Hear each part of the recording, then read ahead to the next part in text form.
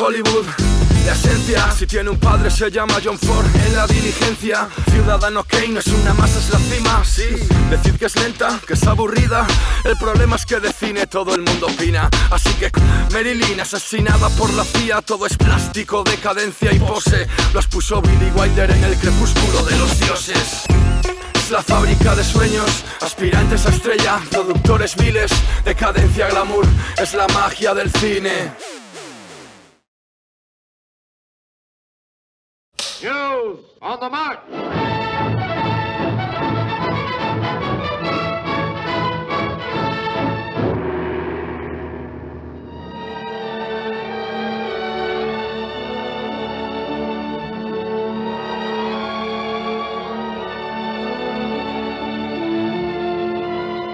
Girls, delightful in Cuba, stop. Could send you prose poems about scenery, but don't feel right spending your money. Stop. There is no war in Cuba. Signed, Wheeler. Any answer? Yes, dear Wheeler, you provide the prose poems. I'll provide the war.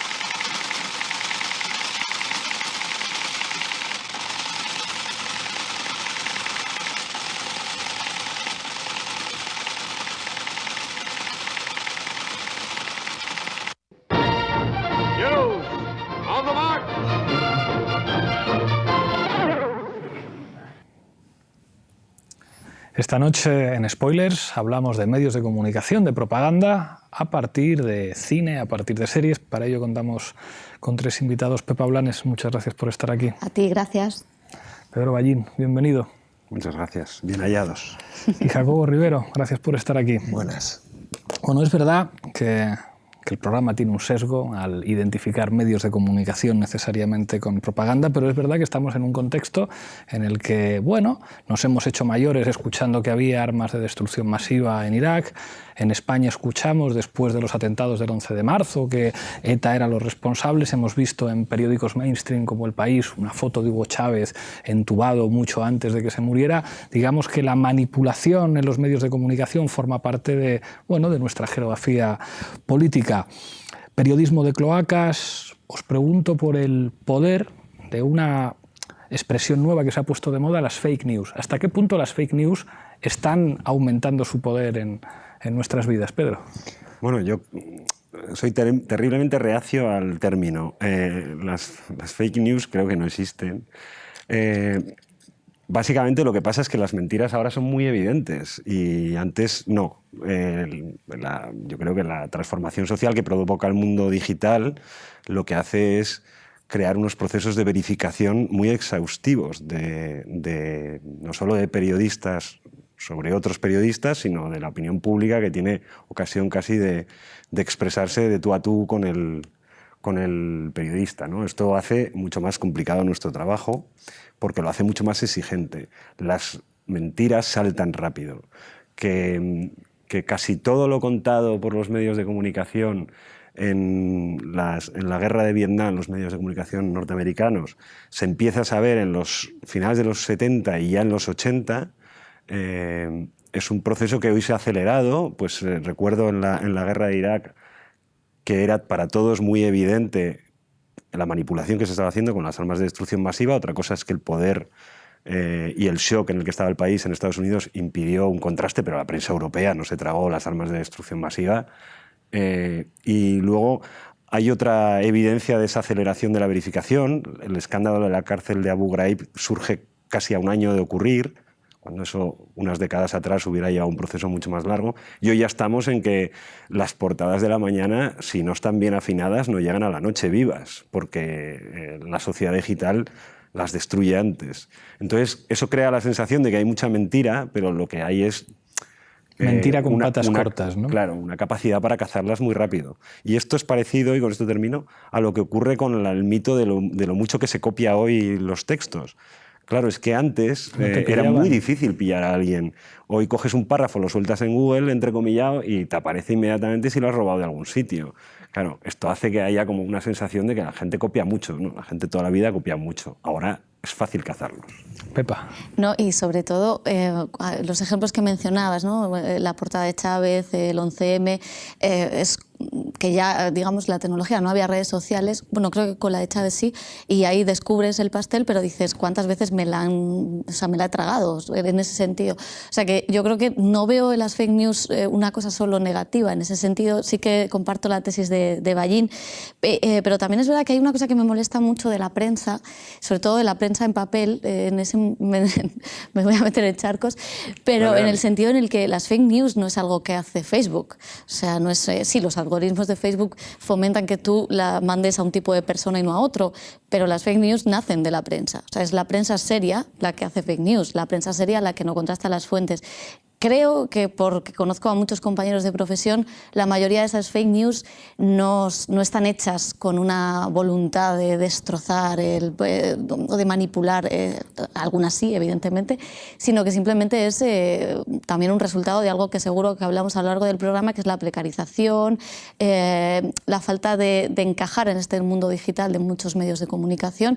Entonces, todos esos motivos, digamos, hacen que las fake news, pues a lo mejor haya más ahora que antes, aunque yo creo que en esto sería difícil, habría que hacer una tesis doctoral. En serio. Jacobo.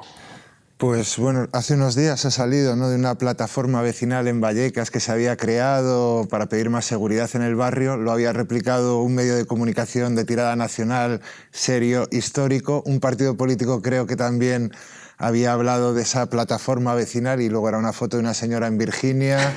La plataforma era en el barrio de Vallecas, no existía, ¿no? Existe, yo creo, como hay una crisis que se viene arrastrando mucho tiempo de representación política que todo el mundo conoce, y ahí creo que hay una crisis también de credibilidad de los medios de comunicación, algunos de cuyos casos se apoyan en lo que tú decías al principio. Y en esa especie de precarización total de contenidos y de profesionalidad que apuntabas es donde se va perdiendo un poco la calidad, ¿no?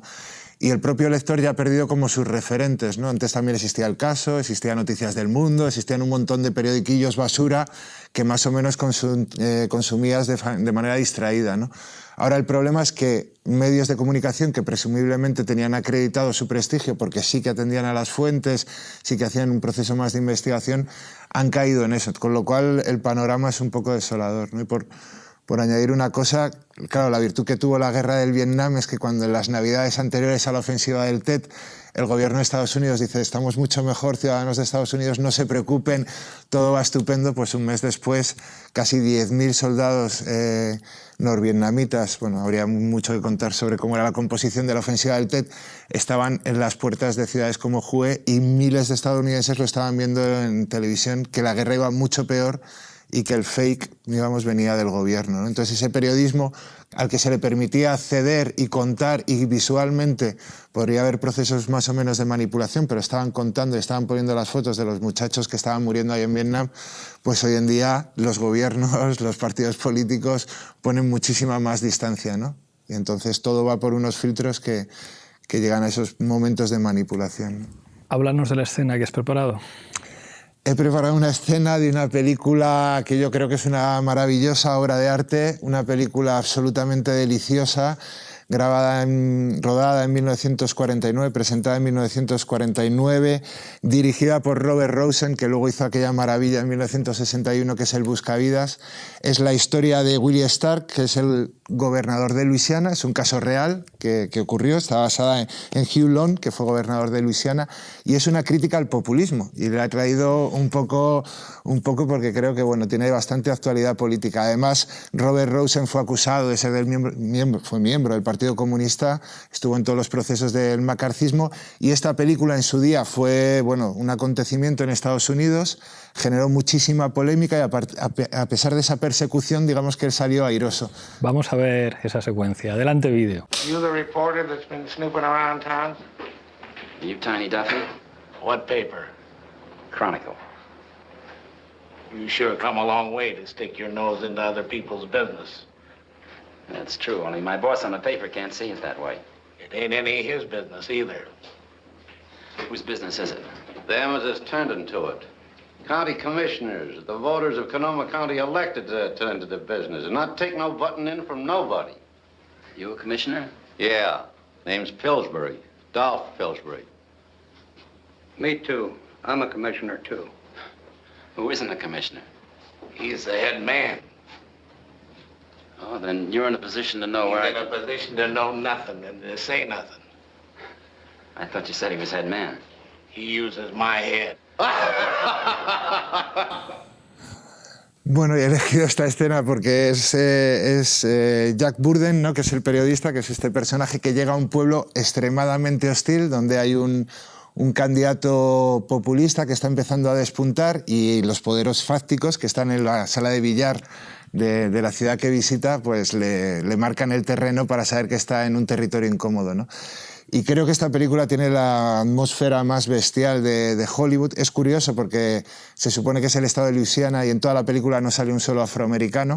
Es increíble pero sí eso, o sea, no parece... Campesinos, Luisiana. obreros y tal. Es una película que tiene un análisis, yo creo, desde la ciencia política también muy interesante.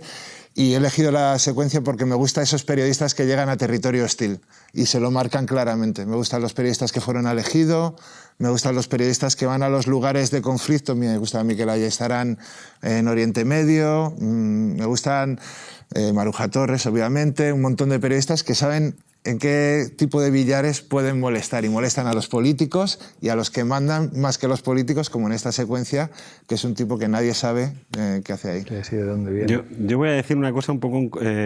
este periodista cuenta con una gran ventaja y luego lo comentaremos más adelante a propósito de Boston y de lo que va a comentar Pepa. Él escribe en un medio que no está allí. Esto parece una tontería, pero el periodista de elegido que tiene mérito es el que publica en un medio, bueno, sin restar mérito a los que van a hacer buen periodismo allí, Sí, claro. trabajas con otra libertad. O sea, tú vas allí, haces lo que puedes, pero tú no vives allí y no publicas allí. Aunque el forastero siempre recibe más tortas que el foráneo, ¿eh? Sí, pero bueno, terminado el trabajo te vas. Sí, sí. El hecho de tener que vivir el resto de tus días en ese pueblo es otra cosa, ¿no? Y esto es yo, como he tenido, bueno, me pasa ahora, pero la suerte de trabajar para medios cuya sede no está en el sitio donde estoy trabajando, descubrí rápidamente, y la primera vez fue trabajando en Oviedo para un medio de Gijón, que solo hay 26 kilómetros, la increíble diferencia que era de trabajar en Oviedo para un medio de Oviedo a trabajar en Oviedo para un medio de Gijón, ¿no? Solo porque la cabecera se publica en otro sitio. Fuera dicho esto, claro, Estados Unidos es un país muy grande y por tanto los poderes fácticos en los enclaves son una cosa terrible, ¿no? O sea, que ejercen mucho poder. Eso está en muchas películas americanas. La ley del silencio es la de Spencer Tracy, ¿no? Que también no es un periodista, pero le hacen un poco lo mismo. Sí, pero de alguna manera sí pasa, en España pasa, el periodismo provincial, el periodismo local se ve afectado. O sea, yo que hice prácticas en un periódico de Alicante, pues sabes perfectamente, quizá no es esa presión tan a la antigua, pero sabes perfectamente que la publicidad tiene que entrar y la publicidad viene de la Diputación, del Ayuntamiento, de las empresas. Entonces, bueno, pues tú en Alicante tienes a Ortiz, que evidentemente hay que darle, luego se vio por qué había que darle, pero claro, tienes que saber torear muy bien, ¿no? Cómo, pues, luego lo hablaremos en Spotlight porque también va un poquito de eso, pero un poco cómo seguir viviendo allí, seguir trabajando, que tu periódico se siga imprimiendo y a la vez no morir en el intento, ¿no? También esto, una cosa es que este es el momento como previo al gran empoderamiento del periodismo americano. Sí. El personaje de Hearst y lo que cuenta Ciudadano Kane, digamos, es el retrato más cínico de lo que es un empresario de comunicación, pero a la vez ese modelo empoderó terriblemente al periodismo empresarial frente a los poderes políticos y por eso acabaría arrojando las mejores epopeyas del periodismo occidental, editores empoderados, ¿no? Quizá esta escena es un poco el momento en el que todavía está empezando... Que luego, curiosamente, él, el periodista, este personaje, el político, en el All the King's Men, termina pegado al poder. Termina pegado al político populista que termina siendo gobernador y es un poco el narrador, el personaje principal casi de la película, ¿no? Y todas las tentaciones también de uno de los elementos que igual hablaremos, claro. De la relación entre el poder y los periodistas. Bueno, si quieres, para ilustrar eso, hay una escena de House of Cards que es enormemente inquietante. Vamos con ella. I protect your identity. I print whatever you tell me, and I'll never ask any questions. And what makes you think I don't already have such an arrangement with one of your colleagues? Because if you did, you wouldn't have let me through the door.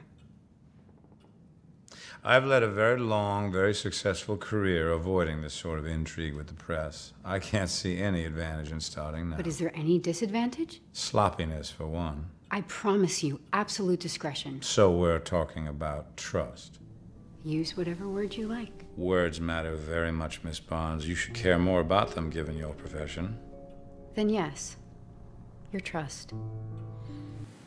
Esta escena me fascina, porque claro, antiguamente en las facultades de periodismo seguramente, pues claro, veían el Watergate y veían a Robert Redford y todos los chavales y las chavalas quieren ser periodistas. Pero claro, ahora todos han visto esto, todos han visto a Zoe, todos han visto cómo es su relación con Underwood, cómo empieza y cómo acaba. Y yo tengo la sensación de que aunque esta serie es muy radical en algunos aspectos, aquí está diciendo la puñetera verdad. O sea, es como estas conversaciones se producen todos los días. Es como si tú me das a mí algo que el resto de compañeros de la profesión no tienen, yo te voy a cuidar. Claro, lo que pasa que a mí lo que me gusta de esta escena, que es muy fáustica, ¿no? Es es puramente mefistofélico el papel de... y además le hace firmar un contrato, por eso le habla de confianza, ahí se está firmando un contrato. Ilustra una cosa que a mi gremio no le gusta mucho que se sepa. Nosotros solemos sobreactuar respecto a las presiones políticas y editoriales que recibimos. Y esto, como he hecho muchos años en local y en nacional política, lo sé. O sea, existen presiones, sí, económicas, políticas, editoriales, de intereses institucionales de la empresa en la que trabajas. Todo eso existe. Pero también existe la ambición y la cobardía del periodista. Es decir, para saber cuáles son los límites del medio en el que trabajas, tienes que haberte buscado algún lío. Si no, no puedes decir esto no me lo dejan hacer, si no lo has probado. Entonces, claro, no se puede pedirle a todo el mundo que sea un héroe, tampoco se trata de esto, pero también hay gente que busca el camino fácil. En este caso, de hecho, ni siquiera es un político corrompiendo a un periodista. Es un periodista ofreciéndose a un político para lanzar su carrera. Claro, de esto sí que hay mucho...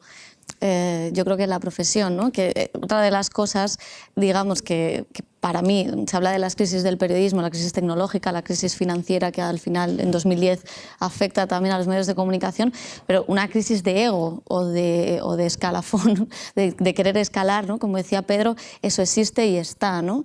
Y es evidente que los que hemos seguido la serie, hay dos modelos de periodista en esta serie que son muy interesantes, que es la que cubría la Casa Blanca y la que le quita el puesto, que es ella, ¿no? Aquí ya le ha quitado el puesto o está intentando quitárselo, no recuerdo exactamente. Que además la otra ya es una mujer de mediana edad y esta es la chica joven, o sea, todo eso aparece...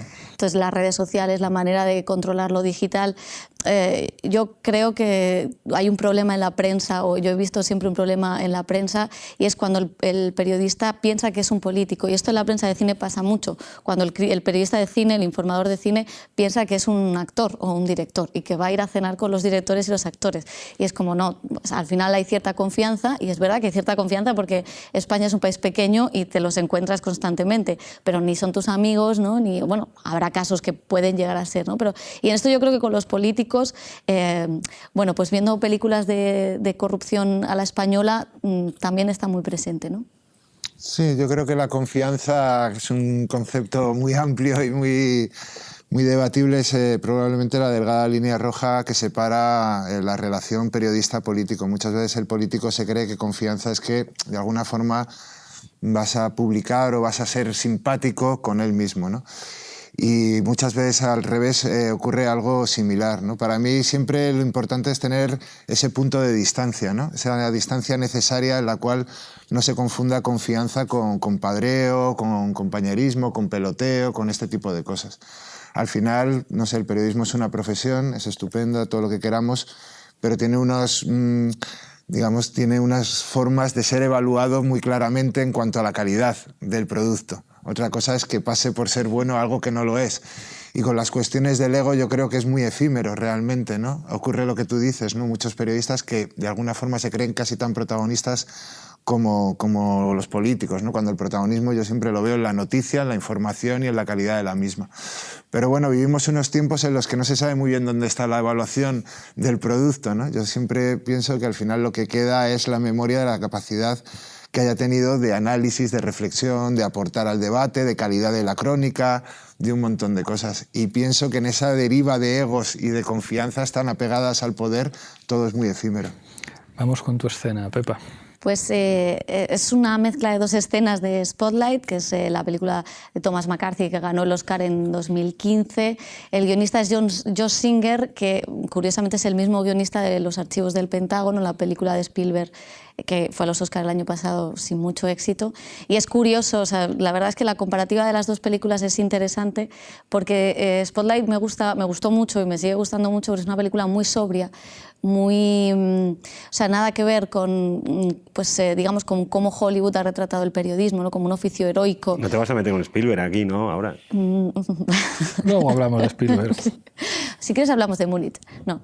Entonces, digamos que esa manera de hacer el oficio heroico, que pues, luego a la hora de la verdad es un oficio de andar por casa, no es glamuroso, es muchísimo más interesante cómo retrata la confección de esta noticia como si fuera pues, casi un mecanismo de relojería, de cómo atar todas las piezas. Digamos que es verdad que el cine siente fascinación por los momentos álgidos de una profesión y Spotlight en realidad lo que retrata no es la victoria, sino el proceso. Y de hecho hay una cosa que me gusta en esta película y es que son unos perdedores porque ellos dejaron pasar la noticia. Por pereza, por precariedad, porque a alguien no le interesó, pero el caso es que esa noticia no se investigó en su momento y se investiga unos años después. Entonces es muy interesante y también la escena es sobre todo interesante porque creo que muestra algo de lo que... Vamos a verla y ahora la comentas. Adelante. Are you telling me that if we run a store with 50 pedophile priests in Boston... Mike, we'll get into the same catfight you got into on Porter, which made a lot of noise, but changed things not one bit. We need to focus on the institution, not the individual priests. Practice and policy. Show me the church manipulated the system so that these guys wouldn't have to face charges. Show me they put those same priests back into parishes time and time again. Show me this was systemic, that it came from the top down. Sounds like we're going after law. We're going after the system. You know, you get a lot of people here respect you, Robbie. The work you do. That's good to know. You know, it's because you care about this place. Yeah. It's why you do what you do. It's who you are. You know, but people need the church more than ever right now. You know, you can feel it. And the Cardinal, you know, the Cardinal, he might not be perfect. But we can't throw out all the good he's doing over a few bad apples. This is how it happens, isn't it, Pete? What's that?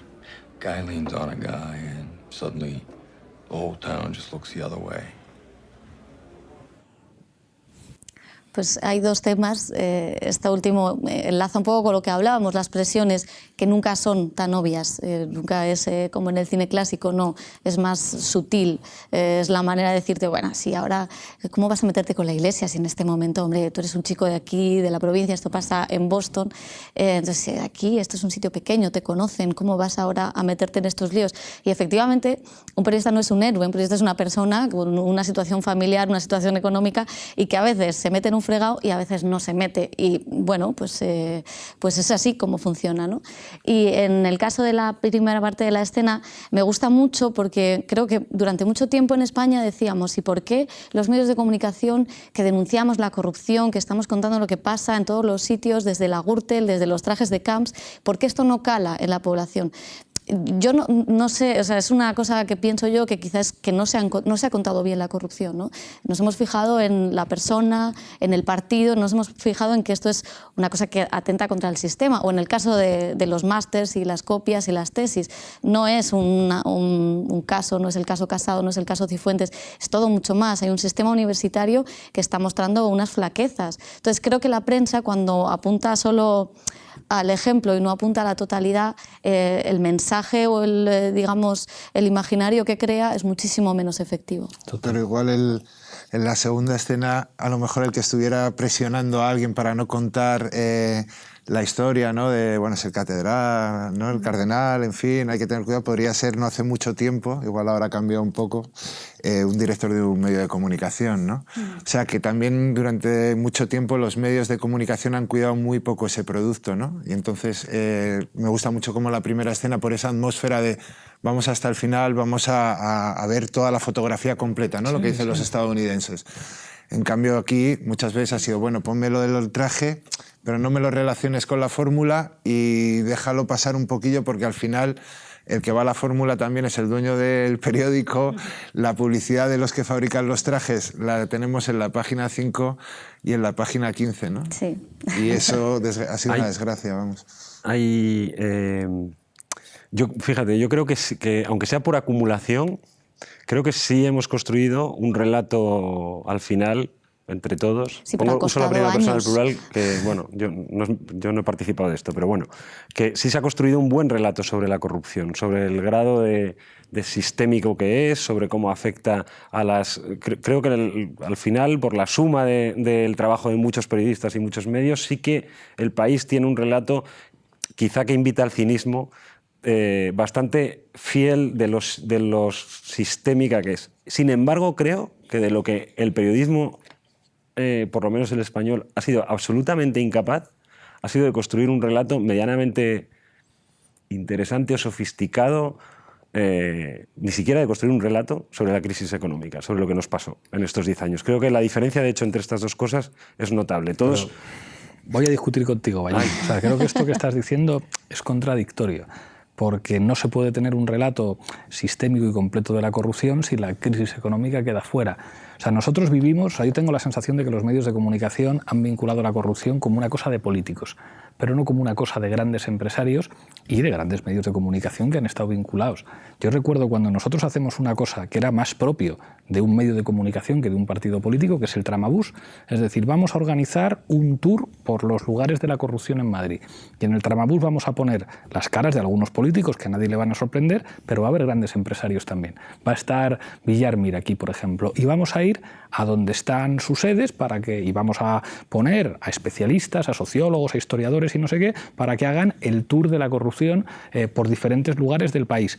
Eso provocó escándalo en los medios de comunicación de cómo os atrevéis a poner caras, que es como, oiga usted, si usted quien debería ponerla es usted. O sea, nosotros estamos haciendo lo que algunas televisiones no se atreven a hacer y lo que algunos periódicos no se atreven a poner. Y yo tengo la sensación de que, aunque se puede hablar de todo y se puede informar de todo, al final el gran relato, digamos, lo que te permite entender la fotografía, siempre excluye a los que tienen poderes de verdad. O sea, los políticos son peones en el ajedrez del poder. Los verdaderamente importantes están detrás y son además los dueños también de casi todo lo que se ve y casi todo lo que se oye. Voy a matizar entonces, a ver si llegamos a un punto de encuentro. Es cierto, lo de la ausencia del empresario en el relato de la corrupción es cierta. Me refería con la ausencia de un relato de la crisis pensando más en términos globales y técnicos. Es decir, aquí padecimos una crisis particular relacionada con una crisis financiera surgida en los mercados de capitales y con unas decisiones que se toman en Bruselas de que para salvar el mercado de los países del este, estos del sur van a pagar, ¿no?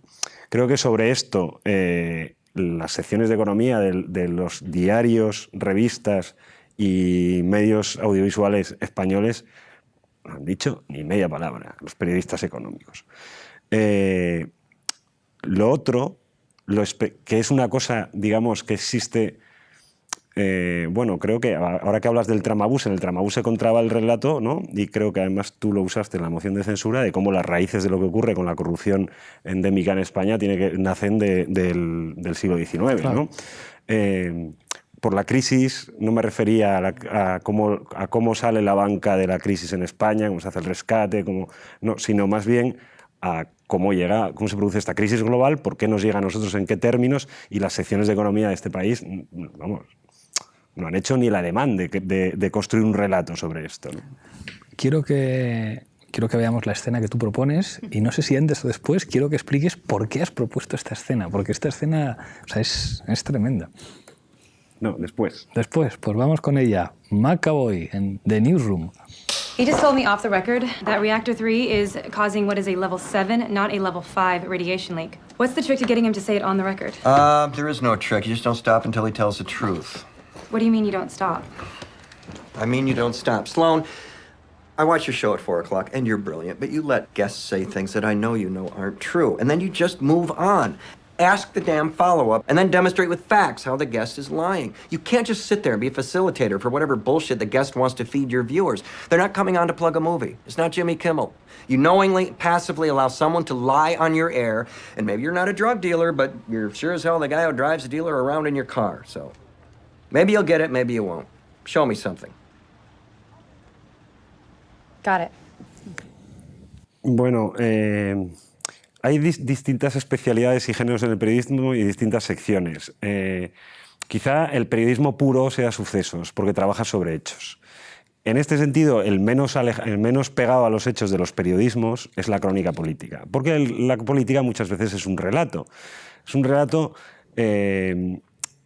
porque se basa en relaciones, declaraciones, intenciones. Rara vez... Yo hice una vez la prueba con una sección que controlaba yo de política en un medio pequeño de publicar solo una noticia abriendo la sección de Nacional de política cuando hubiera una noticia política y no cuando alguien dijera algo, y nos pasábamos 6 días a la semana sin publicar política. Entonces, digamos que el periodismo político se ha convertido en un periodismo, en el mejor de los casos, de relato y en el peor de los casos de declaraciones. Y sobre esto yo soy muy crítico con la responsabilidad del periodista. Lo que le está diciendo McAvoy a esta chica es que tú no puedes evadirte de tu responsabilidad cuando alguien cuenta una trola. Hay una frase de un señor que no es muy popular precisamente ahora, y menos en foros como este, que es Arcadi Espada, pero que escribió mucho sobre periodismo, análisis teóricos, yo creo que muy acertados, años A, y una de las frases que repite es: un periodista no puede mentir ni entre comillas. Y si no tienes más remedio que reproducir una frase entrecomillada que es mentira, en la frase que va a continuación tienes que decir que es mentira. Creo que no nos responsabilizamos, que nos cuesta mucho ser conscientes de que las decisiones que tomamos tienen decisiones pequeñas, que no se trata de ir contra alguien del IBEX 35, ni la épica de desarmar a la Iglesia Católica como Spotlight, que también vamos a decir que es una revista que trabaja meses sus reportajes, por eso también la ambición de sus objetivos periodísticos, ¿no? Sino en cosas muy pequeñas. Parece que hacemos dejación de responsabilidad, ¿no? Es como lo hacemos por costumbre. Pues esta ha dicho una trola, pues hoy toca tratar este tema. Hay muchos ejemplos de... Yo este verano, por ejemplo, estaba desesperado porque veía la presencia del asunto avalancha de inmigrantes en los medios y en las televisiones y en los grandes programas container de la mañana. Y debo reconocer que aunque la presencia de opiniones sobre el asunto era plural en muchos de ellos, y había opiniones que expresaban pues que tal avalancha, ateniéndonos a los datos, no se estaba produciendo, porque el pico de inmigración en Europa ha sido pues 10 años A, etc. Sin embargo, el dedicar 3 horas todas las mañanas a hablar de avalanchas de inmigrantes, independientemente de lo que diga la gente que invitas a tu programa, y por muy sofisticadas que sean sus opiniones y muy sensatas, ya estás creando una verdad editorial, ¿no?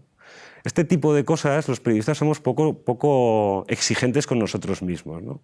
Esta chica se queda perpleja cuando McAvoy le dice que si dejas que alguien mienta en tu programa no serás el camello, pero eres el tipo que lleva el camello por las casas a repartir la droga, porque no se lo han dicho antes. Y yo creo que muchos de nuestra profesión se quedarían igual de perplejos si su jefe les dijera algo como eso.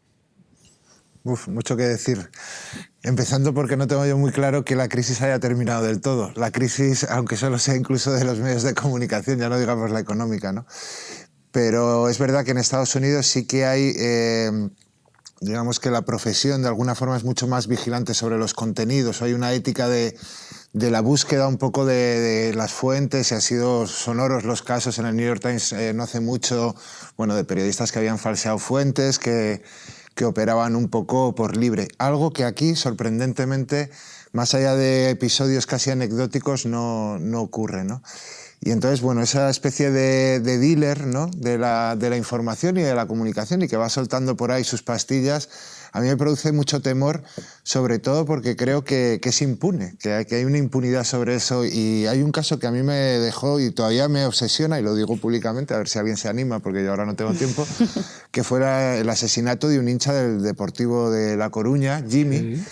Y aluciné con las barbaridades que se publicaron en la prensa, que luego se contradecían según iban pasando los días por los mismos periodistas, y que de alguna forma creo que asumen en un caso en el que hay un asesinato por un grupo de nazis que además ni siquiera se les ha detenido, aunque esté grabado en imágenes, no dieron por válidas unos pinchazos telefónicos en el teléfono de uno que luego declaró. Pero toda la crónica de los periódicos, y os aconsejo, os recomiendo, si hay algún estudiante de periodismo o alguien que tenga mucho interés, que revise cómo fue toda la crónica, es estremecedora. Estremecedora, y yo pensaba en la familia o en los amigos que vayan leyendo una sucesión de mentiras o de informaciones sin ningún tipo de sustento, más allá de la suposición de que eso fue una pelea, que luego resultó que no era una pelea, que habían entrado en el autobús nada más aparcarse el auto, terrorífica, ¿no? Creo que en Estados Unidos, a pesar de que existen esos vicios drogadictos y mucho más grandes que lo que puedan ser aquí, porque mueven mucho más dinero, realmente al que le pillan profesionalmente la paga, y el medio queda muy tocado, ¿no? La polémica ahora, que es apasionante, en el New York Times con la fuente anónima de la Casa Blanca, que ha contado que hay una especie de gabinete operando para la salvaguarda de todos los ciudadanos estadounidenses porque a Trump se le va la olla, es alucinante. Sí, sí. Y la defensa que hace el New York Times de últimas está increíblemente bien construida para llegar a decir que tienen una fuente anónima que hace ese tipo de declaraciones, ¿no? Algo que yo creo que aquí no ha pasado, no solo por los ejemplos que al principio mencionabas de grandes periódicos o de periódicos que tenían un prestigio y cayeron en el más absurdo de los ridículos en portada, ¿no? Y que de alguna forma ahora tratan de remediar. Pero o construimos colectivamente una especie de atención, o las asociaciones profesionales se dedican precisamente a ese trabajo de investigación, y socialmente asumimos que una pérdida de la calidad del periodismo y del uso de fuentes, etcétera, etcétera, repercute en una democracia. Yo a veces se lo digo a los políticos, le digo, oye, ¿tú sabes que estás construyendo un país peor? O porque has dicho una cosa que es mentira y sabes que es mentira, porque detrás del Parlamento o detrás del Ayuntamiento me estás diciendo que en realidad lo que has dicho no es lo que piensas ni lo que crees. O hacemos eso con los medios de comunicación, o realmente esto... vamos un poco al precipicio, siendo yo una persona optimista, ¿eh? Luego es verdad que lo que decía Pedro, de no tener claro cuál es nuestra responsabilidad en ese sentido. Yo creo que hay mucho de euforia y de dejarse llevar. Es un caso muy distinto y que lo voy a meter un poco con calzador, pero me gusta, que es el caso de la portada del niño Ailán, ¿no? Este naufragio de Siria, bueno, las fotos, los titulares, los pies de foto, cómo la foto estaba cortada, bueno, es alucinante cómo medios aparentemente serios, donde el sensacionalismo no tiene cabida ni en sus portadas, aparentemente, ni en sus páginas, se sumaban a esta cosa del sentimentalismo más propia a lo mejor de magazines de la mañana, ¿no? Entonces, claro, es curioso las metáforas que se utilizan, la gran tragedia. No es una tragedia, o sea, esto es una barbaridad que Occidente está permitiendo. Entonces, el juego de palabras, las metáforas. Entonces, es verdad que muchas veces tú cuando haces un titular no eres consciente de que poner tragedia, poner drama o poner crimen ejerce... O sea, que es muchas veces... sí que estoy de acuerdo con Pedro en que esa falta de responsabilidad, bueno, lo ha dicho un político, o bueno, es que todo el mundo llama tragedia a lo que pasa en el Mediterráneo. Bueno, pues que a lo mejor tenemos que empezar a usar otro lenguaje, ¿no? Os quiero proponer ahora la secuencia que yo he preparado, que es de una película que no es americana, es una película muy antigua de Gillo Pontecorvo, La batalla de Argel. Vamos con ella. Monsieur Ben-Midi, ne trouvez-vous pas plutôt lâche d'utiliser les sacs et les couffins de vos femmes pour transporter vos bombes, ces bombes qui font tant de victimes innocentes? Et vous, ne vous semble-t-il pas bien plus lâche de larguer sur des villages sans défense vos bombes au napalm qui tuent 1000 fois plus d'innocents? Évidemment, avec des avions, ça aurait été beaucoup plus commode pour nous. Donnez-nous vos bombardiers, monsieur, et on vous donnera nos couffins. Les succès dont vous parlez sont les résultats de ces méthodes. Les uns présupposent les autres et vice-versa. Excusez-moi, mon colonel. Il semble que, peut-être par excès de prudence, mes collègues continuent à poser des questions indirectes auxquelles vous ne pouvez répondre qu'allusivement. Je pense qu'il vaudrait mieux appeler les choses par leur vrai nom. Et si on veut tout dire, parlons de la torture. Essayons d'être précis. Le mot torture n'apparaît pas dans nos directives.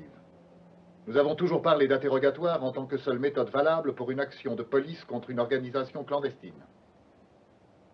Le FLN, de son côté, demande à chacun de ses membres qu'en cas de capture, il conserve le silence pendant 24 heures. Après quoi, il peut parler. L'organisation a ainsi le temps nécessaire pour rendre inutilisable n'importe quel renseignement. Et nous, quelle forme d'interrogatoire devrions-nous adopter? La légalité n'est pas toujours commode, mon colonel. Est-ce que celui qui fait exploser des bombes dans les lieux publics respecte la légalité? Lorsque vous avez posé cette question à Ben-Midi, souvenez-vous de ce qu'il a répondu. Non, messieurs, croyez-moi. C'est un cercle vicieux. A mí esto me fascina, es una de las grandes películas políticas, pero me fascina que Gilo Pontecorvo, para, digamos, dar dos grandes lecciones políticas, utilice el formato rueda de prensa con periodistas, porque esto es inverosímil en una rueda de prensa. Primero, nunca sacas al enemigo en la rueda de prensa para que haga una declaración y que el terrorista tenga la oportunidad de explicar, mire, es que somos un movimiento de liberación nacional y utilizamos estas bombas porque no tenemos bombarderos como ustedes, denos los bombarderos para lanzar la pal y nosotros les damos las bombas. Y luego sale, digamos, el oficial al mando de las tropas de ocupación diciendo, oiga, por mucha legalidad, por mucha democracia que tengamos, tenemos que utilizar la tortura porque es la única manera de enfrentarnos a la estructura clandestina del Frente de Liberación Nacional. Dices, es tremendo porque ocurre algo inverosímil digamos, en el mundo de los medios de comunicación, que es una rueda de prensa donde las preguntas que se hacen son relevantes y donde se dice la verdad, donde todo el mundo dice la verdad, todo el mundo pregunta lo que hay que preguntar y se deja con total tranquilidad, sin hacer grandes juicios morales, responder la verdad. Y esta escena serviría de alguna manera para señalar que verdad y funcionamiento de los medios de comunicación son dos cosas completamente distintas. Verdad entendiendo verdad como los hechos, porque tú antes decías algo que es verdad.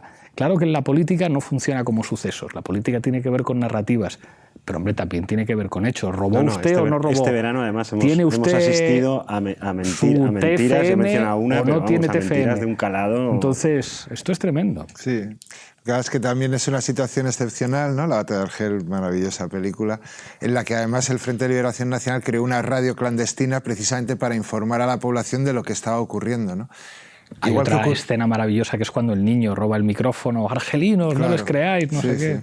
O lo que ocurrió con Radio Venceremos, ¿no? En El Salvador, que fue la radio que muchos corresponsales utilizaban para saber exactamente en qué punto estaba la guerra interna entre el ejército y la guerrilla del Frente Farabundo Martí, ¿no? Y hay un documental flipante de Radio Venceremos que se entrevista a agentes del gobierno que se habían intentado infiltrar para acabar con guerrilleros y van contando y hacen un interrogatorio similar. Y una mujer hondureña dice, bueno, yo estaba en un pueblo de Honduras, llegaron, me ofrecieron mucho dinero porque también me dijeron que iba a venir el comunismo y que iba a acabar con mi familia y con la religión y tal, y por eso estoy aquí, ¿no?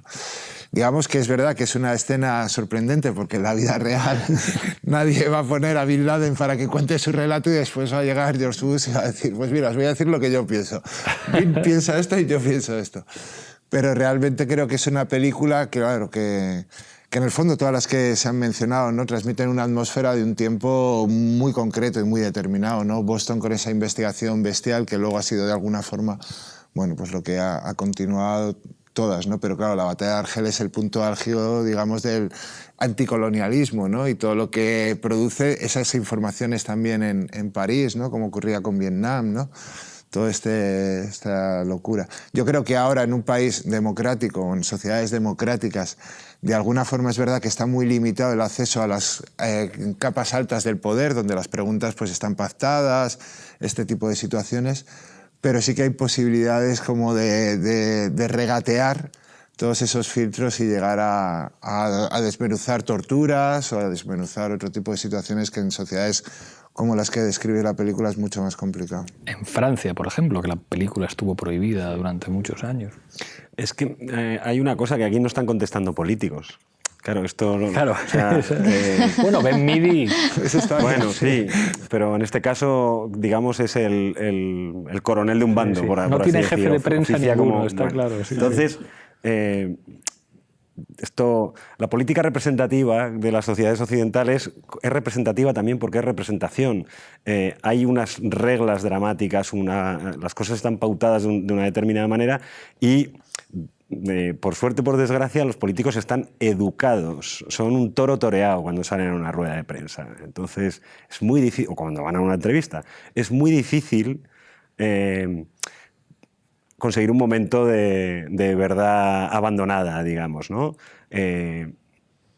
Claro, estoy ahí sería... pensando en Frost Nixon y ese momento sí, final. O la entrevista, la mítica entrevista que luego se hizo obra de teatro también en el Teatro del Barrio de Gabilondo a González, ¿no? O sea que sí, en una rueda de prensa lo que yo creo que aquí me ha parecido ver, porque es la repregunta de otro compañero, que eso pasa pocas veces y yo creo que eso para un periodista es muy útil. En el cine sí que lo hemos hecho mucho, de venga, yo voy a preguntar por esto, que en el cine muchas veces hay que hacer también la pregunta política, aunque parezca que no. Y entonces, claro, a un actor preguntarle por Trump, pues sabes que hay veces que te puede... Entonces, si no pregunto yo, entonces preguntas tú y así nos da el titular. O sea que en ese sentido, cuando hay un compañerismo o una cierta manera de querer sacar ese titular, o vamos a tirarle por aquí, a lo mejor ahí digo yo que es más fácil. No hablo de las ruedas de prensa de políticos porque no... Pero ya las ves, ¿no? O sea, Os quiero preguntar, os voy a proponer una escena de Network sobre el aborregamiento que produce la televisión, porque aquí hace poco me ocurrió una cosa que quiero contar. Adelante, vídeo. Television is not the truth. Television is a goddamn amusement park. Television is a circus, a carnival, a traveling troupe of acrobats, storytellers, dancers, singers, jugglers, sideshow freaks, lion tamers, and football players. We're in the boredom-killing business. So if you want the truth, go to God. Go to your gurus. Go to yourselves, because that's the only place you're ever going to find any real truth. But man, you're never going to get any truth from us. We'll tell you anything you want to hear. We lie like hell. We deal in illusions, man. None of it is true. But you people sit there day after day, night after night, all ages, colors, creeds. We're all you know. You're beginning to believe the illusions we're spinning here. You're beginning to think that the tube is reality and that your own lives are unreal. You do whatever the tube tells you. You dress like the tube. You eat like the tube. You raise your children like the tube. You even think like the tube. This is mass madness, you maniacs. In God's name, you people are the real thing. We are the illusion. So turn off your television sets. Turn them off now. Turn them off right now. Turn them off and leave them off. Turn them off right in the middle of the sentence I'm speaking to you now. Turn them off.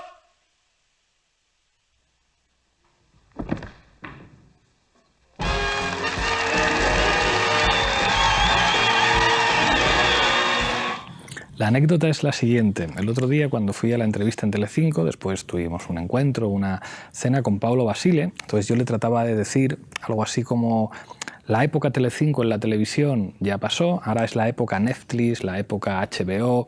Es, digamos, la época de las televisiones inteligentes que te permiten elegir la serie que tú quieres. Hay programas de calidad extrema, la televisión puede servir para pensar, digamos, es como una época completamente distinta. Entonces me respondió, y tenía toda la razón, decía: la principal enfermedad de nuestras sociedades es la soledad. Y nosotros seguimos siendo una televisión que sirve para acompañar. Una televisión que es un tratamiento respecto a la soledad, una televisión que acompaña, que no implica poner los 5 sentidos, que es la manera en la que tú ves la televisión, que analizas las series, que te gusta este documental, este informativo. Nosotros somos la televisión que hace compañía a millones de personas que están solas, y esos grandes números nunca podréis competir, o sea, lo que te gusta a ti nunca podrá competir con lo que representamos nosotros. Y creo que tenía razón. O sea, fue, claro, es como Pablo Basile sabe es que de es muy tele. listo, Basile, lo sabemos. Nos invitaba, a los periodistas de cine nos invitaba una vez al año a una comida, mucha gente, para explicar los lanzamientos que iba a producir, y ese era uno de los momentos del año, claramente. Que él los explicara. Sí, claro, claro. Sí. Bueno, yo en esto creo que también ha habido una demonización, digamos, de ese tipo de televisión que yo personalmente no veo y no comparto. Y también creo que un error en llamar a ese público idiota o en llamar a ese público borrego, ¿no? O sea, evidentemente habrá un público que compre esas tesis y que esté todo el día enganchado a 24 horas Gran Hermano, ¿no?